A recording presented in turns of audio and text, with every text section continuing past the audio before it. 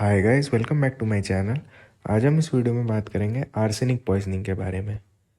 Traditionally इसे inheritance poison या inheritance powder भी कहा जाता था, क्योंकि इससे फैमिली मेम्बर्स को किल करके प्रॉपर्टी इनहेरिट की जाती थी।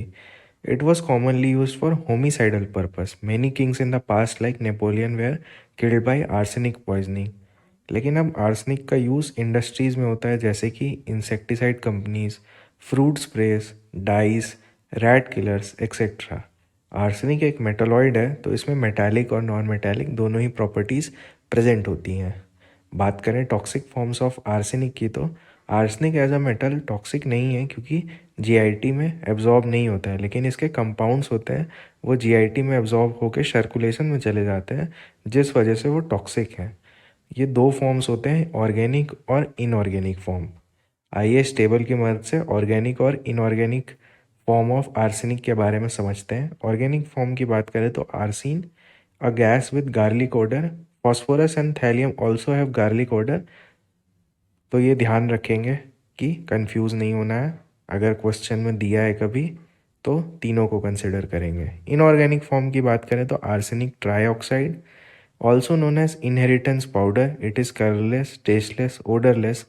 Thus, it can be mixed with any food and commonly given as homicidal poison. उसके बाद बात करें तो कॉपर आर्सिनाइड।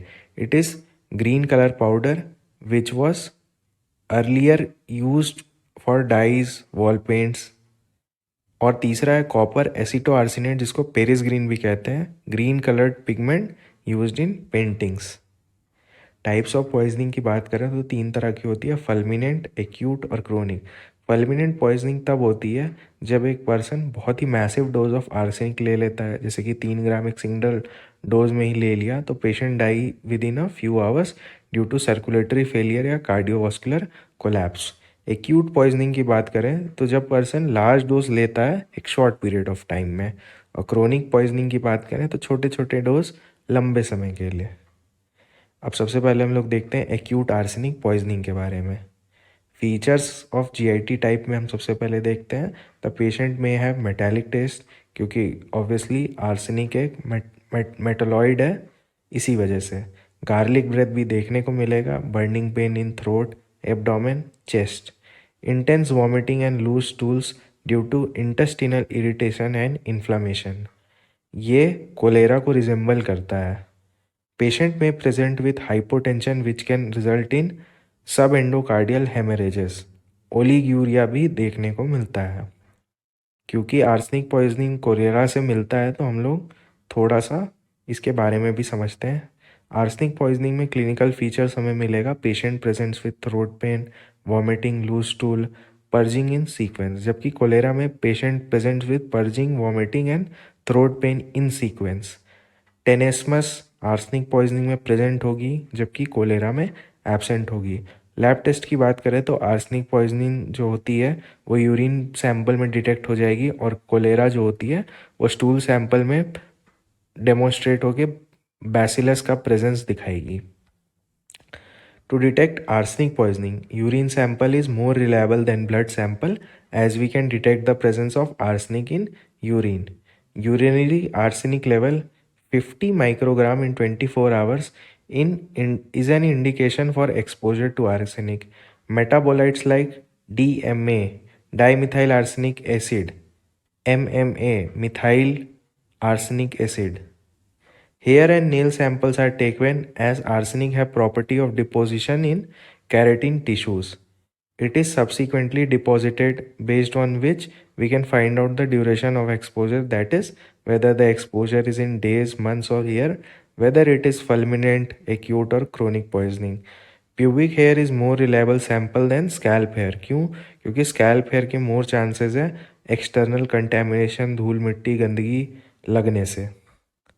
ट्रीटमेंट की बात करें तो एक्यूट आर्सेनिक पॉइजनिंग में चिलेशन थेरेपी बेस्ट थेरेपी होती है।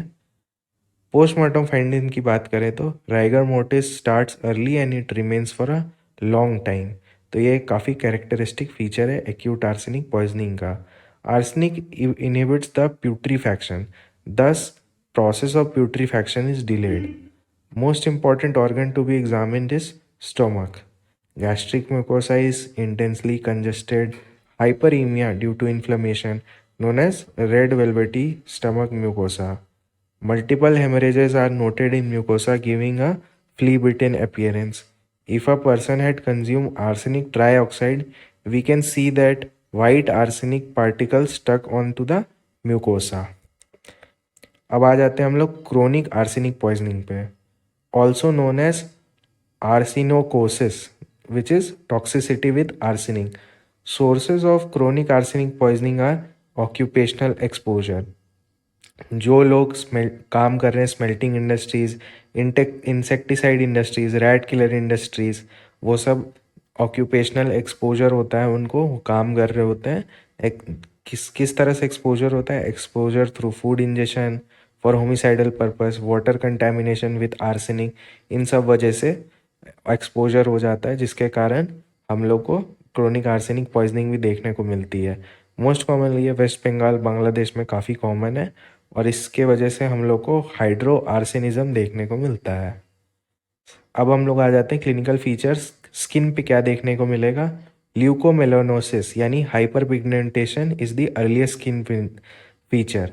Brown pigmentation AKA rain drop pigmentation in seen in the body, that is at forehead, eyelids, neck, shoulder, trunk, etc. Skin rashes resemble rash of Addison's disease, fading measles rash, that is thickening of skin particularly at palms and soles. आप ये देख सकते हैं, ये rain drop appearance है जो कि एक कैरेक्टरिस्टिक फीचर है आर्सेनिक पॉइजनिंग का। ये आपको किसी दूसरे पॉइजनिंग में शायद नहीं, किसी में भी नहीं देखने मिलता है। बात करें हेयर की तो arsenic gas deposited in hair और हमें एलोपेशिया देखने को भी मिलता है। बात करें नेल की तो transverse white line is seen as known as Reynolds line, Aldrich line या Mees line. It is not specific for arsenic poisoning as it is seen in thallium toxicity, renal failure patient, chemotherapy patient and severe infections. आप ये देख सकते हैं, आपको जो ये line दिख रहा है इसे मीज लाइन, एल्ड्रिक लाइन या एल्ड्रिक मीज लाइन्स भी कहा जाता है. अब आ जाते हैं नर्व्स पे. तो arsenic causes peripheral sensory motor polyneuropathy that affects both sensory and motor nerves. Predominantly sensory nerves ज़्यादा अफेक्टेड होते हैं. This is resembles Guillain Barré syndrome GBS as it shows the features of demyelination या फिर axle degeneration. अब आ जाते हैं हम लोग ब्लड वेसल्स पे. तो causes chronic occlusion of the vessels particularly arteries. Sclerosis occurs due to chronic occlusion. Peripheries of the body will not get adequate blood supply leading to periphery ischemia and peripheral gangrene. इसको हम लोग black foot disease भी कहते हैं. हम लोग अब diagnosis के लिए कौन कौन से टेस्ट यूज़ करते हैं? ओल्ड टेस्ट जो अब यूज़ नहीं होते हैं वो है मार्स टेस्ट, रेनिस टेस्ट और गुडजिट टेस्ट.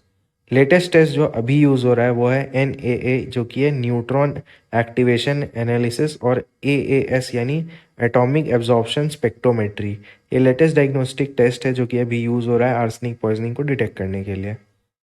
ट्रीटमेंट की बात करें तो सबसे पहले अप्रोप्रिएट स्टेप है, जो भी एक्सपोजर हुआ है आर्सेनिक का वो रिमूव करेंगे, चिलेशन देंगे और यहाँ पे BAL यानी ब्रिटिश एंटी ल्यूवेस्टेट या डाइमेरकेप्रोल जिसे कहते हैं वो दिया जाएगा. Given as deep IM injection. ये ऑयल बेस्ड सॉल्यूशन है, काफ़ी पेनफुल होता है. और हम लोग DMSS भी दे सकते हैं ओरली और कुछ सपोर्टिव मेजर दिया जाता है. मेडिको लीगल इंपॉर्टेंस की बात करें तो arsenophagitis, people who eat arsenic are आर्सिनोफेजाइटिस.